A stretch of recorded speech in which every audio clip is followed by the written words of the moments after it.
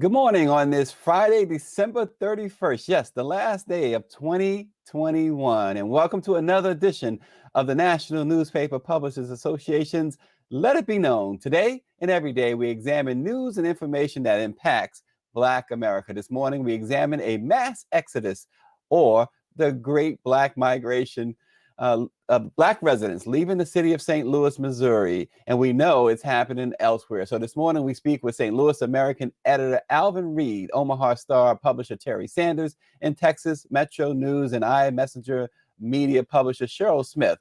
First, though, let's introduce the president and CEO of the National Newspaper Publishers Association, Dr. Benjamin F. Chavis Jr. Dr. Chavis, good morning. Good morning, Stacey Brown. On behalf of the National Newspaper Publishers Association, Karen Carter Richards, our chair, representing the Forward Times in Houston, Texas, and 230 other African American owned newspapers and media companies across America. We wish everybody a happy new year. 2021 has been quite an extraordinary year, not just for the pandemic, but the challenges that African Americans have had to overcome to make it to where we are on the last day of this year. And we go into 2022 more committed, resilient than ever before, but also facing some new challenges, but also a lot of opportunities.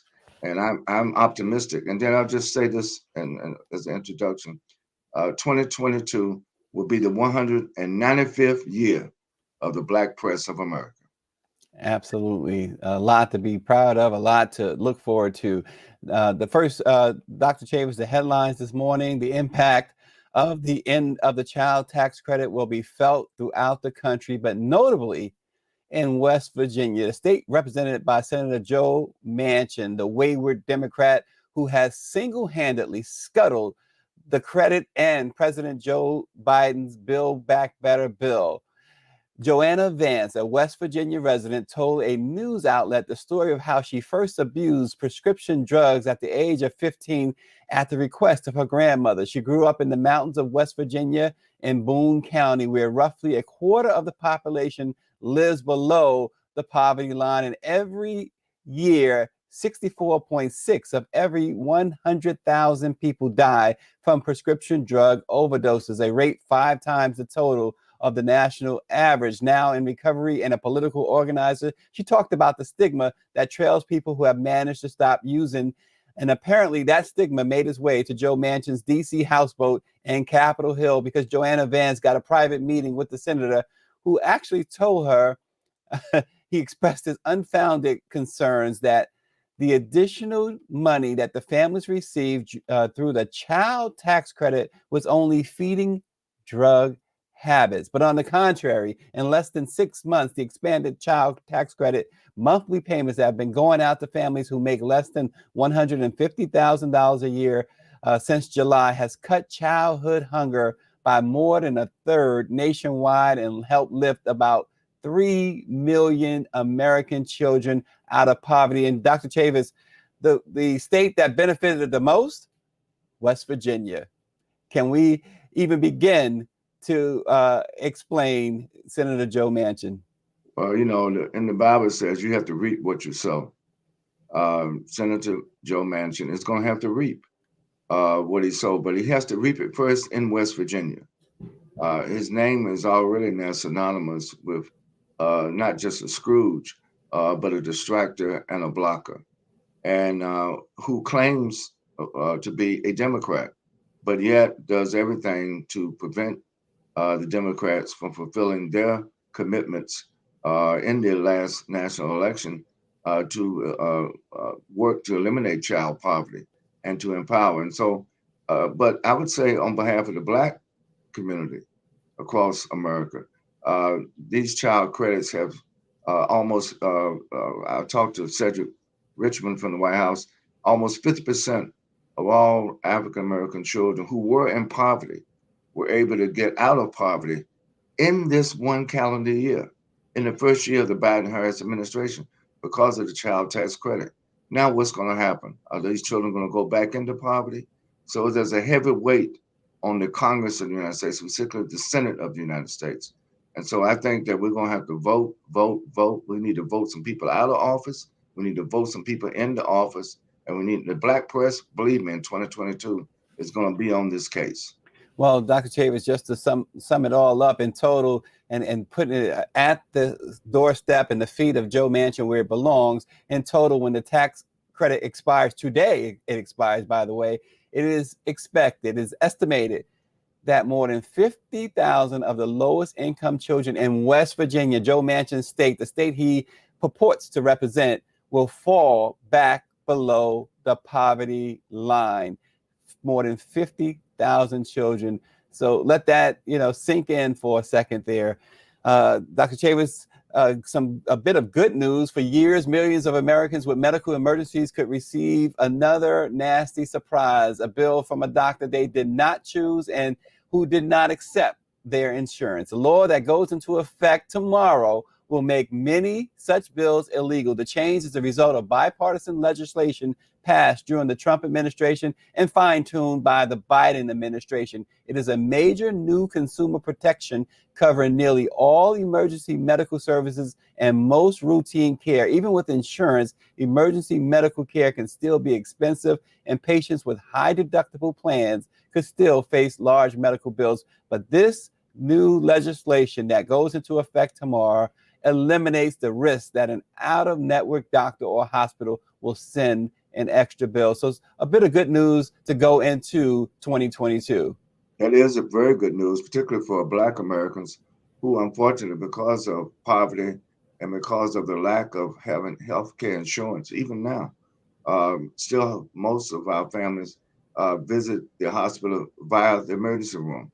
When it may not be an emergency, but that's the only way you can get hospital care for many African American and other communities of color in America today. It is good news, but it's in the context of a sadder commentary where the Congress is still refusing to work, particularly the Senate, to block the Build Back Better bill, which also would have expanded healthcare and refined and empowered the Obamacare, which is still the law of the land, and the Supreme Court has upheld it, even though for 4 years the Trump administration tried to eliminate Obamacare. Yeah. Well, as we move on this morning, the Great Migration.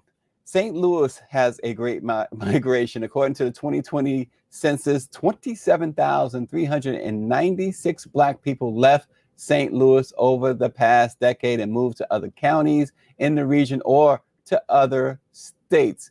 Here to talk about it this morning and other great migrations that's going on currently is the editor of the St. Louis American, Alvin Reid, also the publisher of the Omaha Star, Terry Sanders, and the publisher of iMessenger Media and Texas Metro News, Cheryl Smith. Good morning. Good morning. Good morning. Happy New Year. How are Johnny? Brother Reid, please give Dr. Suggs our best Absolutely. wishes. And we really appreciate the St. Louis American. We're also proud also of the Omaha Star and what Cheryl Smith continues to do, breaking all the records in Dallas, Texas. But St. Louis American has been one of our iconic papers. And I know you've had all these demographic changes, which we're going to talk about. But we're so pleased that I think whenever I go to St. Louis, to me, the mainstream paper in St. Louis, for me, is the St. Louis American. Well, you're not alone in that thinking. Certainly, I feel that way. And, part of it is just like all, large daily newspapers throughout the United States. They're struggling. And we have our audience and they have theirs. But I think what they have learned is you got to find some focus. And we've always had ours with our own community. St. Louis is a very dynamic place. We just elected our first Black woman mayor last April in Tashara Jones. And, the census came out and like across the country, there was very, interesting news just in a lot of places. St. Louis is kind of a little different than a lot of places because our St. Louis is its own county. And then so St. Louis County is its own entity as well. It's close to 2 million people live out in the St. Louis region outside of the city of St. Louis. The city of St. Louis population right now is a little bit above 300,000. So when we say that African Americans are leaving St. Louis, some are just most are simply moving different places in St. Louis County. North County is growing. It has a larger African-American population than any other part of St. Louis County. Okay. And with that goes some problems. That's where most of our African-American, COVID cases have been, situations like this. So it isn't like, like Black people in the St. Louis region are completely moving out in droves. They're just finding other places to live other than the city itself. Yeah, and Alvin, you mentioned where they're going. St. Louis County picked up 13,367 Black residents, and St. Charles County gained 5,845 Black residents, according to the census. The last time St. Louis saw a decline in its Black population was in the 1970s. Mm-hmm. You mentioned, Alvin, about the Black mayor and the things that are going on there in St. Louis. What's the sense that is really driving some of the Black residents out of the city? What is the main thing? Well, okay, part of it is, let's go back, like you said, since the 70s. Well, what sparked that? Well, Black people were being allowed to live in neighborhoods and communities that they had never been allowed to live in before. I live in a suburb, left and went to college. I didn't move back to St. Louis for 18 years, but there is a neighborhood called Meacham Park that is now part of Kirkwood. It's an independent area. It was Black, and that's where Black people were allowed to live really since the early 1900s in this community that I live in. There are other areas like that in St. Louis County, where basically there have been Black people there almost since they were incorporated. They've always been in the fabric of St. Louis County. But for Black residents from the city who wanted to move other places, okay, that was not open to them. That began happening in the 70s, and that's when you started losing, unfortunately, your affluent African American, your middle class African American, the lawyer, the doctor, the businesswoman. Now found places to live in St. Louis County. This go around, I think, is more about opportunity. While St. Louis is still very segregated, and so is the county, it's not entire communities, kind of. So it was more a case of opportunity. Where is my job? I now, have, 2 cars. I don't have to use mass transportation anymore. It's made more to because of the numbers of the people in St. Louis, as far as murder rate and crime rate and things like that. If you put all those numbers together as a county or as a region, we're right with many other cities and metropolitan areas. But when you take it alone in the city of St. Louis, there is a crime problem. Now, whether or not that drives out a number of Black people, that has not been determined yet. But just the overall aspect of the city of St. Louis, I think it's opportunity that has taken that many people, out of the city of St. Louis. Rent is high in the city of St. Louis. A house is rent affordable. Is high everywhere, Alvin. I'm sorry. I said rent seems to be high everywhere. Yeah, and affordable housing is kind of scarce in St. Louis. If you don't have to be like, I'm not talking about wealthy, but sometimes you can find, a nicer home, a nicer apartment that you live in the city of St. Louis, someplace in the county, and at a more affordable rate. And I know that sounds like, well, how could that be? Where you're not New York, you're not Boston, but these are kind of things that are making themselves available. We have to improve the school district in the city of St. Louis, the public school district. I think that's what will draw Black people back. Yeah, and Alvin, the city of St. Louis. Yeah, and let's let Terry Sanders jump in too, because we know that in Omaha it's pretty much the opposite, right, Terry? You're not really seeing the migration. In Omaha, we don't see the migration. What we do see are people are just settled. They're not leaving. Not a lot are coming. I was talking to someone in Atlanta, and I was inviting them to come to Omaha, and they had the audacity to say to me, well, where is that? I have a T-shirt that says, yes, there are Black people. Yes, I live in Omaha, and there are Black people in Nebraska. We just don't. People confuse Omaha with Oklahoma and a lot of different places that's not Omaha. Now, I did, in doing some research for this morning, I found out that we probably have the highest per capita of Sudanese people in Omaha.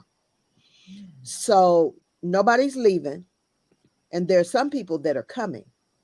And I've lived in the St. Louis area, so I understand how that is divided up. We are city, county, state. Um, as Al said, St. Louis is unique in that way. But when you look around, the Blacks don't necessarily live in quote unquote North Omaha.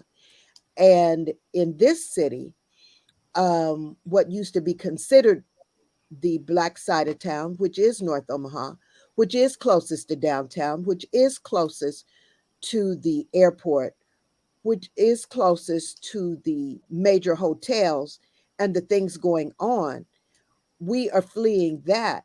And I won't even say fleeing, there is no development. So if they're not building any new houses and there are no new businesses and the vacant lots remain vacant, what are you supposed to do?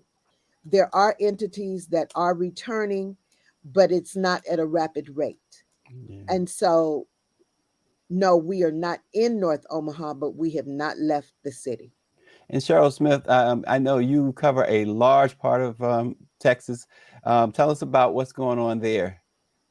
Well, I will tell you this: when we talk about don't believe the hype, a lot of the narratives coming out of talking about St. Louis, they're talking about people are leaving because of crime and racism, and so I'm looking at the news reports and saying, well, where are they going? Because it's everywhere in America. So you're fooling yourself if you think that you can run from racism.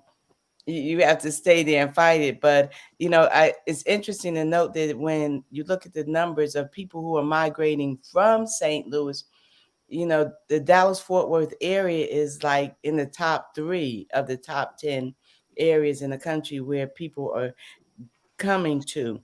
When you talk about affordable living in this area, people are coming to Texas, and what is happening is it's pushing our property up because you have people coming from the north where it costs more to live, and they're coming from California, and what you can buy a house for, and they're not concerned about the high rates here because what you get a house for in Texas is like a smidgen of what you would pay in LA.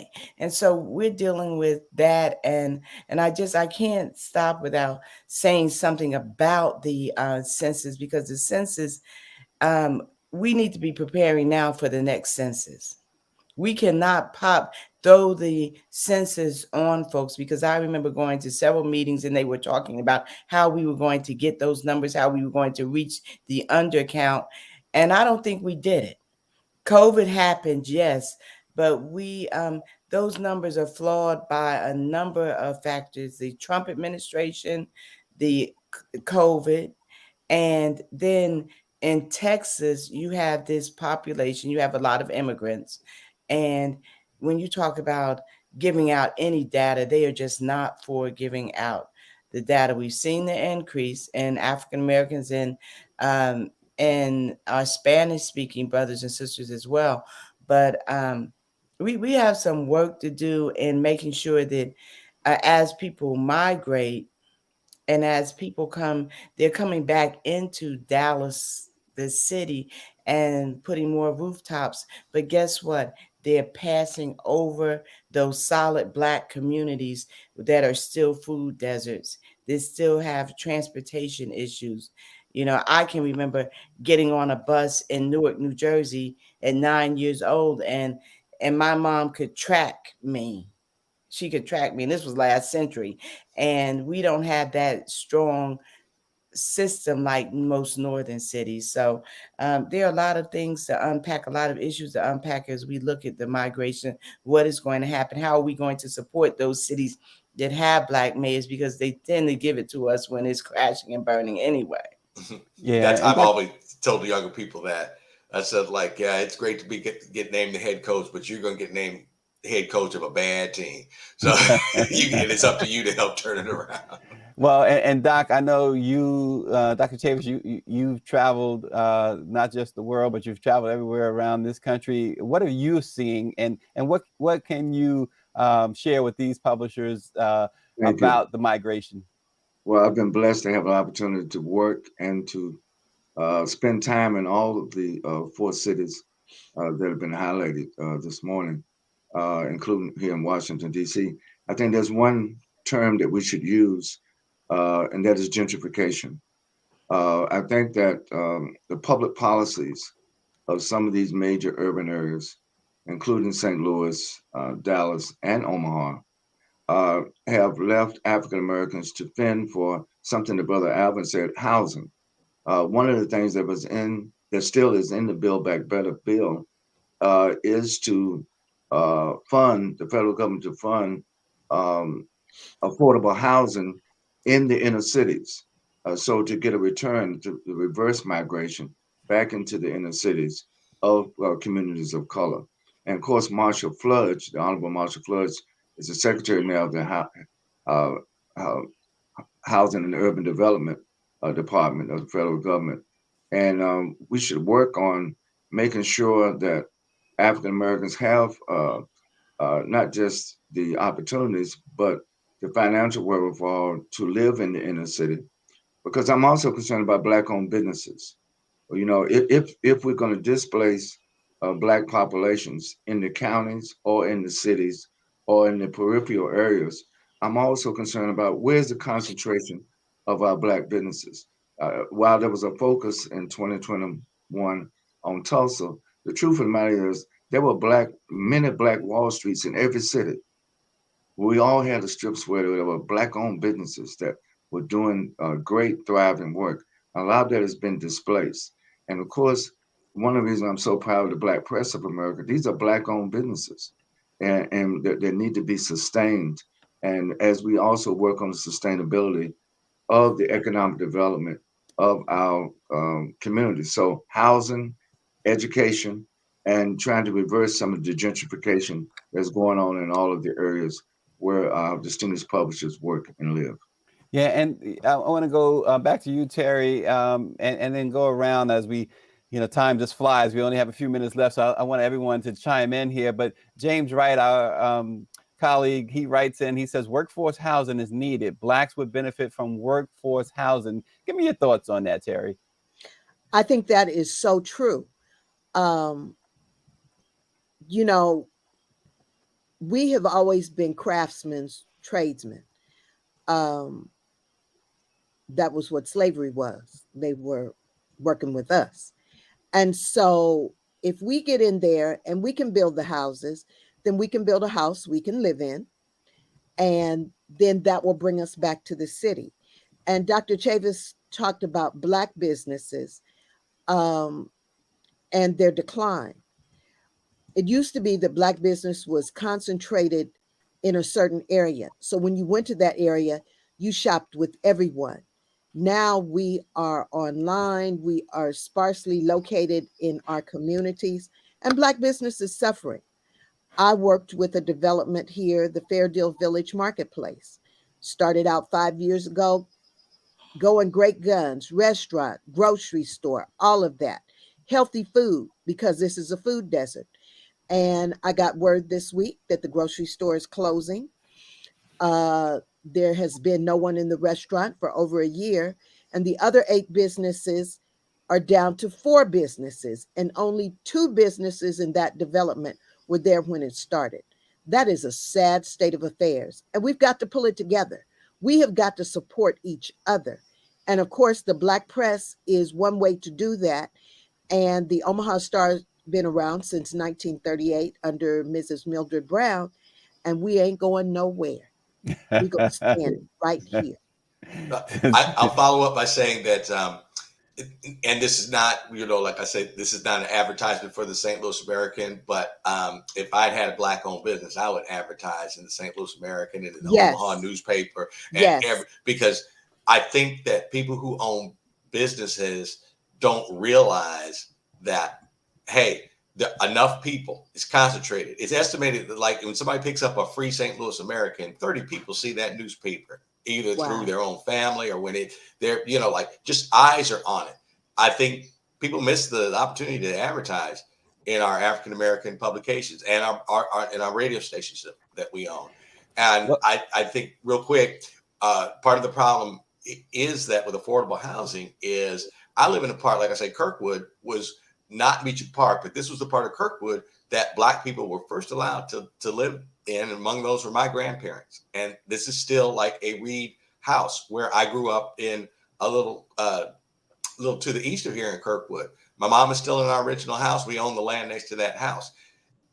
The time is coming where people like myself are selling them. Okay. And they are worth a lot of money, not the houses, but the land.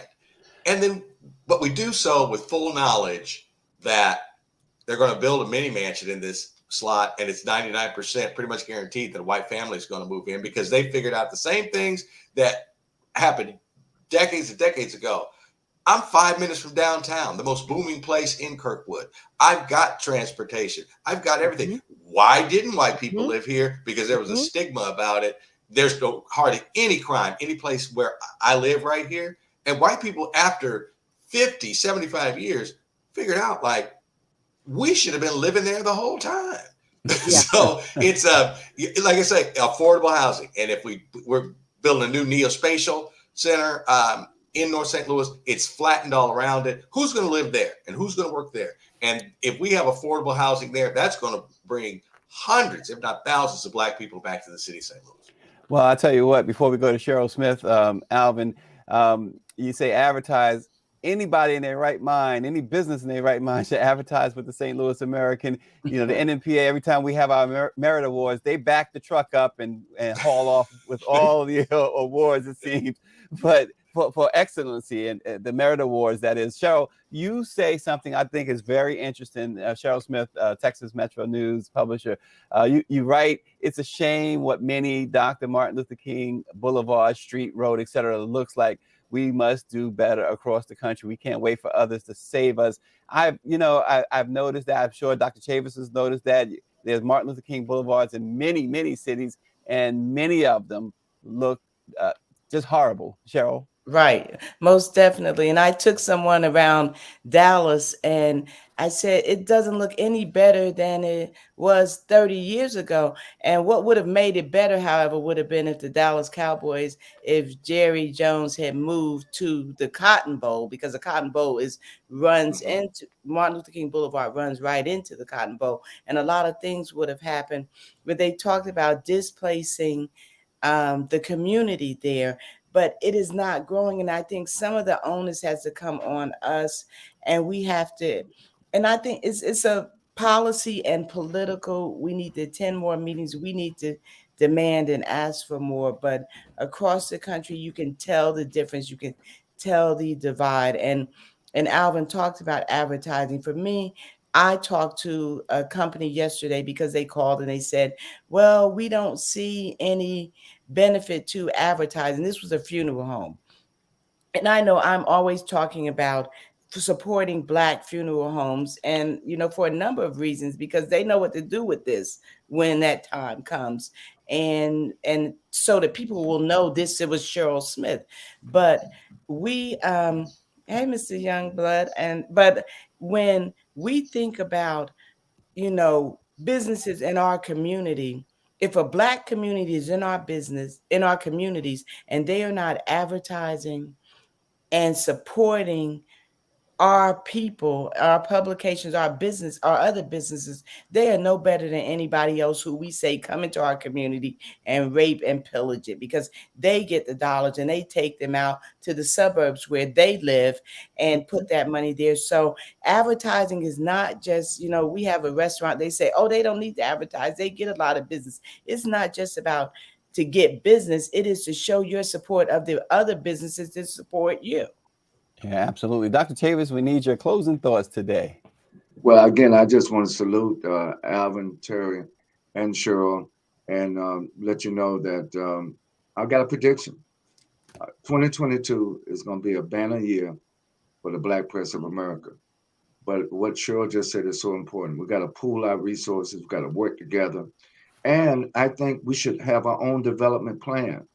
Let's develop all those Martin Luther King Jr. boulevards in every city. Let's come up with our development plan, and let's try to find the resources to make sure that that plan has financial sustainability.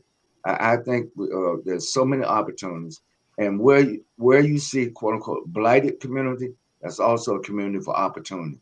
But I agree, it has to be our focus, it has to be our dedication, our time spent, our resilience. Resilience is in the DNA of Black people. We're gonna make it. We're gonna make it through COVID. We're gonna make it through all this madness of white supremacy.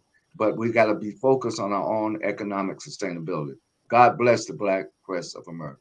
Well, thank you, Dr. Chavis. Thank you, Alvin Reid of the St. Louis American, Terry Sanders of the Omaha Star, and of course, Cheryl Smith of iMessenger Media, Texas Metro News, Garland News. She's got it all out there in Texas. The NNPA's Midwinter Training Conference kicks off in January on the 19th. We'll be at the Diplomat Beach Resort in Hollywood, Florida, through the 22nd, where the theme is the publishing industry, advancing the Black press of America, reaffirming, engaging, and empowering. Visit www.nnpa-events.com to register. Join us and get a hotel room and come out and enjoy all the festivities. Enjoy this program there. We will be adhering to strict COVID protocols, so social distancing, masks, everything, folks. You can be safe once you land in Florida. The NNPA will assure you of that. Finally, today, as we end the year, the anniversary of this program is coming up on Tuesday, January 4th. Yes, we started this just 2 days before the insurrection at the U.S. Capitol. And we hope that we have been able to bring you news, information, and dialogue from a Black perspective that help to start your day. The National Newspaper Publishers Association represents the original Black press of America, comprised of more than 200 newspapers and media companies across this country that are 100% Black owned, authentic Black owned. As we enter into the 195th year of the existence of the original Black press of America, we hope you will stay along for the ride and invite your friends, families, co-workers, followers, and loved ones to join us and to support the local Black owned, authentic Black newspapers and media companies in your area. We have some of the legendary papers like the New Pittsburgh Courier, the Chicago Defender, the New York Amsterdam News, the Afro, the New Journal and Guide, Philadelphia Tribune, and even papers like the Baltimore and Annapolis Times, the Washington Informer, Mississippi Link, Houston Forward Times, Houston Defender, Sacramento Observer. We can go on and on. The Oakland Post, the Scanner, the Atlanta Daily World, and so forth. They are all authentically Black owned. Visit www.nnpa.org and hit the tab Current Members to see the authentic original Black outlet in your area. Support the Black press, and most importantly, stay safe and stay well. And we'll see you Monday, which is next year.